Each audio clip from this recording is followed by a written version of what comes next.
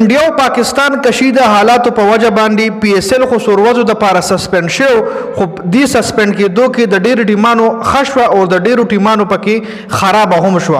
ډیرو ټیمانو نه خپل غیر ملکی کلاډیانو انکار کړی دی او د ډیرو ټیمانو پکې فائدہ شوی دا لکه د اسلام آباد یونایټډ د پاره خراغي خپل زوړ کلاډي چې کم چال لري غي په سکواډ کې سلیکټ کړو ریسی وندر ډوسن د ساوث افریقا هارد هیټر بیټسمن دی الریډي د اسلام آباد یونایټډ سکواډ کې خو د پرسنل ایشوز زما خیال د والد صاحب چې کوم هغه بیمارو د هغه په وجه د پی اس ال کې شرکت نشو کوله نو اوس د ځان اویلیبل شو کړی دی لکه کچري د پی اس ال د انډیا او پاکستان حالات په وجه باندې سسپند شوی نه نو تقریبا 18-19 تاریخ باندې د پی اس ال فائنلو نو دا ریسی وندر ډوسن اویلیبل نو اسلام آباد یونایټډ د پاره خو پی اس ال سسپند شو چونکه د اسلام آباد یونایټډ یو میچ پاتې دی د ګروپ سټیج چې هغه میچ اسلام آباد یونایټډ ته ګټل ډیر زیات ضروری دي بیا به اسلام آباد یونایټډ پلی آف لا کوالیفای کیږي خو دغه د ګروپ سټیج اخرنه میچ چې کم دی د لیګ سټیج چې کم اخرنه میچ د اسلام آباد یونایټډ هغه د پاره به ریسی وندر ډوسن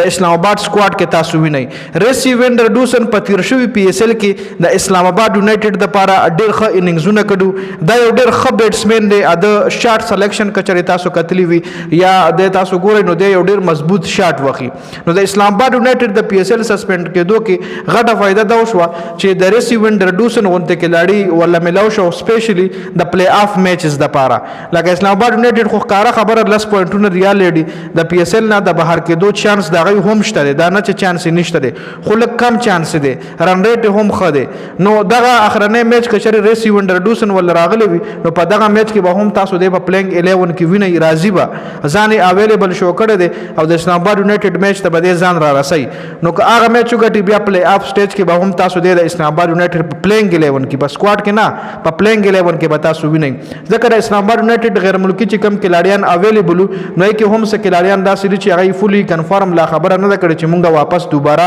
پی اس ال ته درځو ځکه کوم حالات چې تیر شو د هغه په وجه باندې ډیر کلاډیان چې کم دي په هغه باندې د کورنر ریسټریکشنز لګیدلې دي لکه کای غواړم چې راشي حقوق نه ولا مور پلار رور خور خزه چې کم دي بچي هغه ولا اجازه نه ورکړي چې ته پاکستان ته لاړ شې پی اس ال ته یا انډیا ته لاړ شې آی پی ال ته انډیا کې هم ډیر غیر ملکی کلاډیانو انکار کړی دی خاص کر جوش هیزل وډ د استرالیا کلاډي چې کم دی هغه انکار کړی دی داغه پځه اوس آر سی بی رویل چیلنجر بنگلور ټیم چې کم دی هغه د افغانستان نوین الحق ایشتل دی نو خیر